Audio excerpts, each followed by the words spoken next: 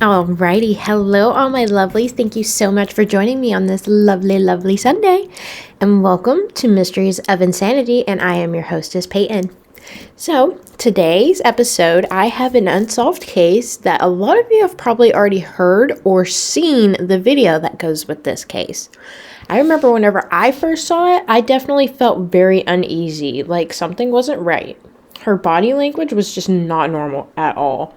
I would also like to say I'm so very sorry, but I do jump back and forth between using her first name and her last name. So, like I said, so sorry in advance for any confusion. But it was almost like she was panicking over something that we couldn't see. This is the mysterious death of Elisa Lam.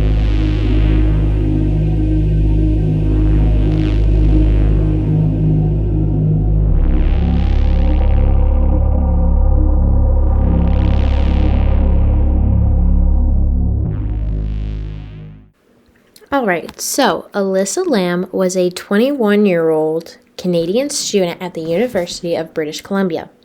She was attending a solo trip around the West Coast, getting that little vacation time in that she could away from school. She wound up finding a room at the CECIL Hotel in Las Vegas and staying there a few nights on January 26th of 2013. Of course, like almost all of our parents would have been, they were very concerned and not very happy that she decided to go on a trip by herself. But Elisa made it quite clear to them that she did not mind and she needed that getaway from school. But she did promise them that she would text them every single day to check in with them so they knew that she was all right. But her family started to become worried when she didn't call or text them on the 31st of January, which was supposed to be her checkout date from the CECIL Hotel. They ended up calling the LAPD, which the police searched the whole premises but could not find Elisa. They ended up looking over the surveillance cameras to see if she could have left for a little bit or if she was still in the hotel and they just couldn't find her. But this is where that video that I'm for sure that a lot of you all have seen comes into play. The footage shows Elisa in one of the CECIL Hotel's elevators, wow, acting very strange. Although the footage wasn't top-notch, they saw Elisa frantically rushing into the elevator and pushing all the buttons, like all the floor buttons, constantly checking in and out like several times of the out of the elevator, almost like she was trying to see if someone was still coming after her or something. I'm not very sure. In the last minutes of the footage, Elisa is to be seen making very weird gestures at someone while she is inside of the elevator, like kind of on the left side where the buttons are. But no one was around her that we could see or in the surveillance cameras just before she, all in all, decides to exit out of the elevator. Okay, this video has gotten millions of views because I'm pretty sure like a lot of famous people like Nuke's Top 5 and Chills and all them, they've done this video. I'm pretty sure that's where I seen it. And there have been so many theories that came out of why she acts like that and like why she was freaking out so often and stuff. But I'll get to that like kind of closer to the end-ish. So just stick with me, bear with me, people. So, 2 weeks after the footage was released, a maintenance worker named Santiago Lopez was responding to a complaint from one of the hotel patrons about the tap water tasting strange. Yeah. Fucking gross. But, I mean, you know. And the water pressure being low. So, as any maintenance worker would, he went on top of the roof where the water tanks were to see what was going on with the tanks. But whenever Mr. Lopez lifted one of the hatches to check in the water tank, he says he saw Elisa Lam 12 inches from the hatch floating face up in the tank. Mr. Lopez later says in court statements that it isn't easy to get to those water tanks neither. He had to take an elevator all the way up to the 15th floor, walked up a flight of stairs that led off to the roof, turning off the roof alarms as well, and then climbed up on the platform that the tanks were standing on. And to even get into the actual water tank, there's a fucking ladder. So, like, that's how... Okay. He says he did notice that the water tank that he found Elisa in, the hatch was open. And that's when he looked inside and he found her.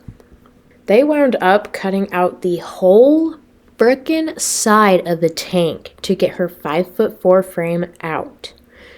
So how was she even able to fit into the tank through that hatch? If they had to cut her out, how did she fit in? Because, I don't know, many of you have probably seen it, but some of you haven't. If you haven't, I would definitely post those pictures on my TikTok or whatever, and I will show you. Those hatches aren't very big. So I would hate to say it, but she was probably stuffed in there, because they do not look like they would be wide enough for a body to fit. To even, whatever even happened to her, that just doesn't look big enough. A few people did report seeing her before her death. Elisa was seen at a shop called The Last Bookstore, and the owner, Katie Orphan, was one of the last people that reported seeing her.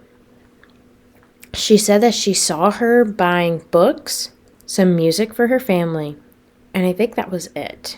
That's all I could find on that part. But, so Lam was intending on going back home to her family to give them the gifts. So it's not like she had intentions of not returning back home, you know? So now we're moving on to the autopsy reports.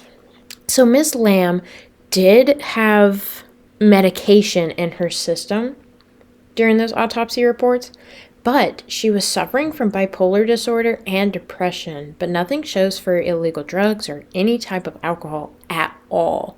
Once they were posted, of course, many amateur detectives tried to come together and were trying to pull out any information they could to possibly figure out what may have happened to Elisa Lam. As we all know, taking those antidepressants, can cause people to act kind of freaked out or crazy if they aren't done correctly. Like if you just take them all willy-nilly, you'll get a different side effect other than them helping. Of course, everyone knows this. Which this is where people came into theory that is why Elisa was acting the way she was in the elevator. And again, if you haven't seen it, I will definitely happily post it for you. So a lady named Amy Price, she was the CECIL Hotel's manager, really thought that this theory was 100% true.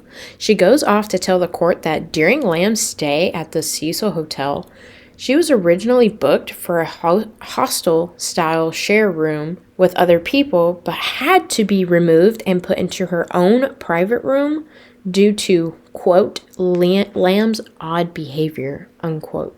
But the autopsy also showed zero evidence of any type of foul play. But they also couldn't do a full examination on Lam's body due to the fact that her body was decomposing and her blood was kind of just all messed up. So they couldn't do the full exam. Elisa's parents, Yenna and David Lam, they filed for a wrongful death against the Cecil Hotel several months after Elisa was found.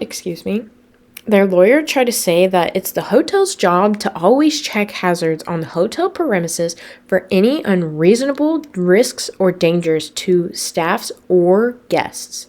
But of course, the hotel filed a motion against the suit to dismiss it, while their lawyer, of course, he did say it in a very much so smarter way, but I ain't smart, so I'm gonna just dumb it down. He pretty much said, how was we supposed to know that someone could possibly get into our water tanks? That's pretty much what he said, but just smart. Be so fucking serious. That is the craziest reasoning I've ever heard. It's not too crazy, though, because it was an unreasonable danger, considering what Mr. Lopez had to go through to get to the water tanks. Remember, it was the 15th floor. He had to go up a whole thing of stairs. So it wasn't someone... In my opinion, it wasn't someone who was staying at the hotel that did this. Like, that wasn't the unreasonable danger that they were aware of. So they did make it very clear that pretty much the only people, like I just said, that have any access to the tanks are the employees, due to them having to physically turn off the alarm. But unfortunately, the LA Superior Court did their thing. Judge Halm ruled Lam's death as unforeseeable, since only employees could get up there, and it wound up getting dismissed. They didn't do a full-on search, and the people who worked there, they didn't do nothing. They just straight up dismissed it, and they're like, oh, well, she probably just did this, this, and this. Like, they didn't know what the fuck they were talking about. Okay? No fucking idea. Don't come at me. No one come at me. Don't quote me on it. But as we all do know, Elisa Lam isn't the only crazy thing that had occurred in that Cecil Hotel. Okay?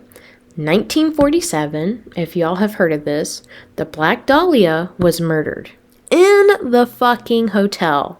Okay? Number 2, 1985, a killer named Richard Ramirez, or also known as the Night Stalker, lived here while he was on his murder spree.